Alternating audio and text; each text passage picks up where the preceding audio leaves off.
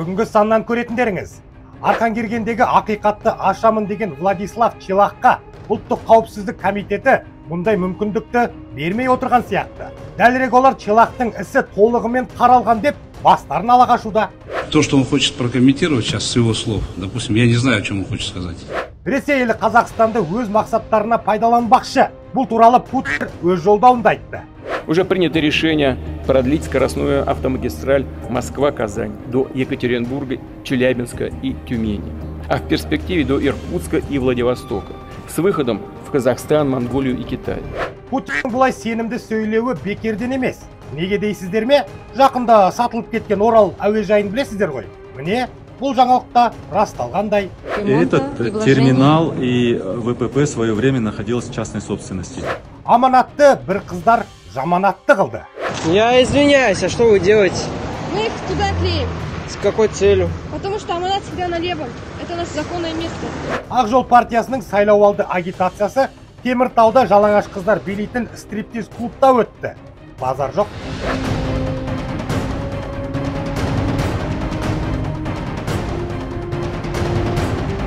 Осы және басқа да жаңалықтарды дәл қазір сараптайтын боламыз. Кеттік онда. Ассалаумағалейкум, қасқыр мінез қазағым. Қалайсыздар?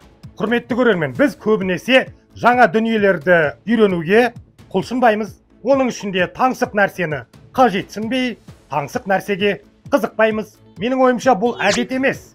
Бұл жалқаулық. Қазіргі таңда адам да басқа, заман да басқа. Бай болам десең, білім ал, оқып танып, біліп ал. Соңғы уақытта трейдинг сияқты тікелей табыс табу жолдарын зерттеп көрдім.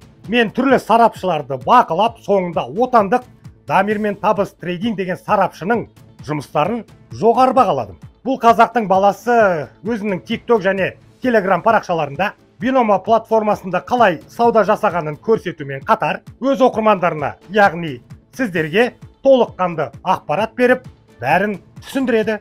Қысқасы, Дамир мен Табыс трейдинг парақшаларын қарап, оқып шығыңыз. 90 сөздің тобықтай түйіні, сізде 1000 теңгеден 40 000 теңге табыс табуға дейін мүмкіндік бар. Айтпасқа болмас, бұл сауда. Сондықтан сәтсіздіктер де болып тұрады. Ал осы сәтсіздіктердің алдын алу үшін Дамир мен Табыс трейдинг сарапшысының кеңестерін оқып алған жөн. Ол үшін Дамир мен Табыс трейдинг парақшаларына жазылып, трейдерлер қауымдастығына қосылыңыз. Күніне 5-10 минут уақытыңызды бөліп, 40 000 теңгеге дейін табысқа жетіңіз. Осылай табыс тауып жүргендердің қатары 1000 адамнан асыпты. Ал сіздің олардан қай жеріңіз кем? Бәлкім бұл сізге берілген бақ шығар. Сілтемелер сипаттамада. Бәріміз бай болайық. Ал енді бүгінгі тақырыпқа оралсақ. Владислав Челах деген есім естеріңізде ме?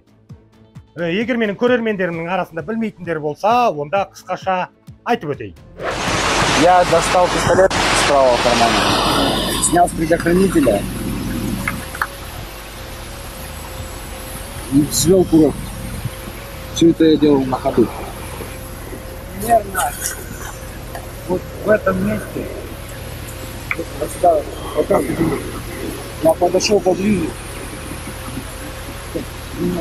подогнал и направил пистолет в голову. 2012 жылдың 28 мамырында Қытай-Қазақ шекарасында орналасқан Арқан-Керген шекара бекетінде қайғылы оқиға орын алды. Мамыр айының соңына қарай Арқан-Кергендегі шекарашылармен байланыс кенеттен үзілген. 2 күннен кейін, яғни 30 мамырда Арқан-Кергенге арнайы жіберілген жасақ шекара бекетінің түгі қалмай өртеніп кеткенін көрген. Бір күннен кейін ұлттық қауіпсіздік комитетіне қарасты шекара қызметі жанып кеткен ғимараттан 12 адамның сүйегін, ал 2 күннен кейін тағы да 2 шекарашының мәйіті табылғанын хабарлады. Оған қоса бір қорықшының мүрдесі де табылған. 4 маусымда шекара бекетінен 24 шақырымда орналасқан қыстаулардың бірінде 15 солдат Владислав Челах ұсталған. Ол кезде қарағандылық жігіт небәрі 19 жаста еді. Айтпасқа болмас, Челах ұсталмай тұрып, белгісіз біреулер осы бекетке арнайы жасақ шабуыл жасады деп хабарлаған. Алайда КНБ бұл ақпаратты назарға алудың орнына Челах бәрін жайратып салып, осыдан кейін мәйіттерді өртеп жіберді деген қорытындыға келген болатын. Бүгін Арқан-Керген шекара бекетіндегі оқиғаға қатысты тағы бірқатар мәліметтер белгілі болды. Бас әскери прокурор журналистерге шекарада тірі қалған жалғыз Владислав Челахтың қылмысын дәлелдейтін бейне жазбаларды көрсетті. Тергеуде Челах өз кінәсін толық мойындап, қалай және не себептен қылмысқа барғанын айтып берген. Айту керек, Челах басында қылмысын мойындайды да, кейіннен сотта барлығын жоққа шығарады. Ол оған қысым жасалғанын, кінәні мойындауға мәжбүр болғанын, ешкімді өлтірмегенін, тек бекетке өрт қойғанын мәлімдеді. Әдеттегідей жас баланың жан айқайына ешкім мән бермеді. Соның салдарынан 2012 жылдың 11 желтоқсанында сот Челахты 15 адамды өлтірді деп өмір бойына бас бостандығынан айырған болатын.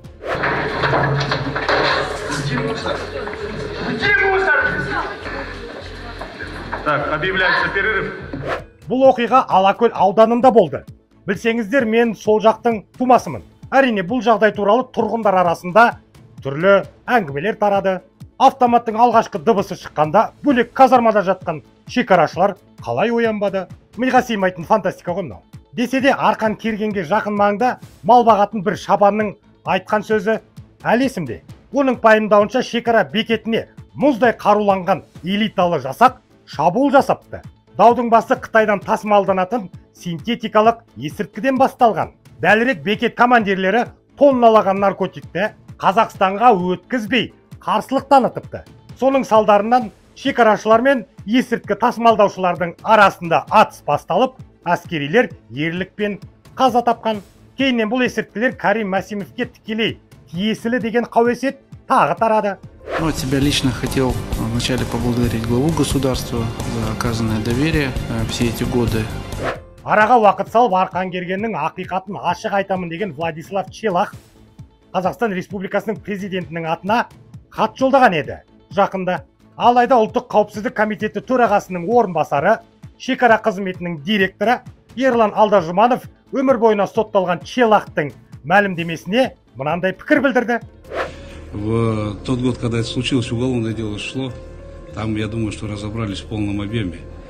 То, что он хочет прокомментировать сейчас с его слов, допустим, я не знаю, о чем он хочет сказать. Поэтому уголовное дело, оно шло, следствие прошло в полном объеме, и результаты эти доведены до логического конца. А если будут заявления, давайте будем смотреть уже по ходу заявления, о чем речь идет. Потому что я сейчас не представляю, что он может сказать. То есть официальная позиция погранслужбы, она соответствует позиции следствия и выводов суда. Өздеріңіз түсінгендей, Челахтың шындығы биліктегілерге қажет емес. Қалай болғанда да күтейік енді, не боларын. Үмітсіз шайтан деп атам қазақ бекер айтпаған ғой. Шайтан дегенен шығады. Күні кеше Ресей халқына жолдау жасаған Путин сөз арасында біздің елді тілге тиек етті. Дәлірек ол Қазақстан мен Каспий теңізі арқылы оңтүстік шығыс Азия мен таяу шығыс нарығына шығуды жоспарлап отыр екен. Тыңдаңыздаршы. Уже принято решение продлить скоростную автомагистраль Москва-Казань до Екатеринбурга, Челябинска и Тюмени, а в перспективе до Иркутска и Владивостока, с выходом в Казахстан, Монголию и Китай. Білдей бір ұлтты қырып тастаған бұл шайтан бекерден бекер сөйлемейді. Жүрегім сезеді. Бұның осылай сенімді болып тұрғаны сол баяғы Орал әуежайымен байланысты сияқты. Естеріңізде шығар, жақында ғана орыс миллиардері Виктор Виксельберг Оралдағы Мәншүк Мәметова атындағы халықаралық әуежайдың қожайыны атанғаны. Естеріңізде ғой? Осы келісім шарттың айналасында тіпті үлкен дау туындаған. Бірақ біздің бетін тілсең қан шықпайтын министрлер бұл жанжалға байланысты былай жауап берді. Этот терминал и ВПП в свое время находилось в частной собственности. И собственник ни копейки не вложил. Поэтому я считаю, что здесь полное право государства держать у себя. Спасибо. Там определенная часть аэропорта принадлежит местному исполнительному органу и СПК же их. То есть не находится в республиканской собственности. Республиканская собственность находится, насколько я знаю, только взлетно-посадочная полоса. Өздеріңіз түсінгендей, бұл қос министр мардымды жауап бере алмай тұр.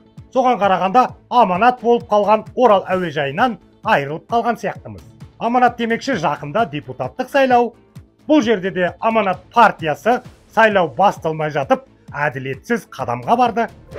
Я извиняюсь, а что вы делаете? Мы их туда клеим. С какой целью? Потому что Аманат всегда на левом. Это наше законное место.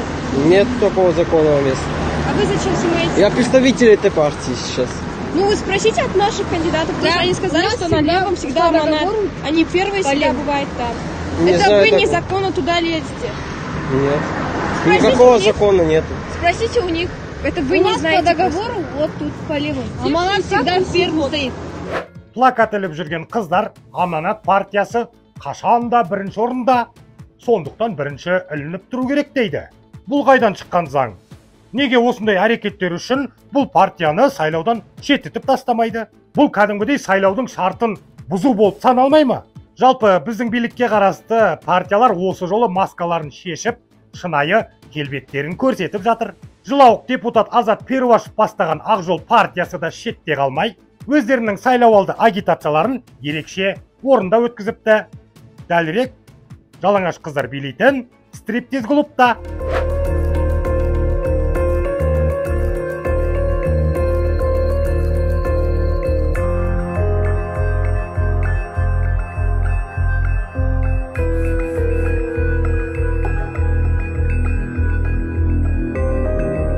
Несіне таңғаламыз? Біздің биліктегілер осындай орындарға жиі барып тұрады ғой. Бұлар елден жеген ақшаны қайда шашады деп ойлайсыздар? Әрине, жас қыздар мен лас қыздарға. Біздің шенеуніктерге қазақтың мұң сырынан гөрі шешінген қыздың тұрсы артық. Солай емес пе? Төменде пікір жазып кетіңіздерші. Мен міндетті түрде оқитын боламын. Келістік пе? Рахмет. Бүгінгі айтарым осы қасқыр мінез қазағым. Егер де біздің жасап жатқан жұмыстарымыз сіздерге ұнап жатса, арнаға жазылып, подписка жасап, қасында тұрған қоңырауды басып қойыңыздар, лүпіл басыңыздар, пікір де жазыңыздар. Бұл өте маңызды. Себебі сіздердің осы әрекеттеріңіз арқылы Қазақпыз ғой жобасын көбірек қазақ көретін болады. Келістік пе? Рахмет. Мен бәріңізді жақсы көремін. Назарда болған Жан Ахмадиев және Қазақпыз ғой жобасы. Кездескенше күн жақсы.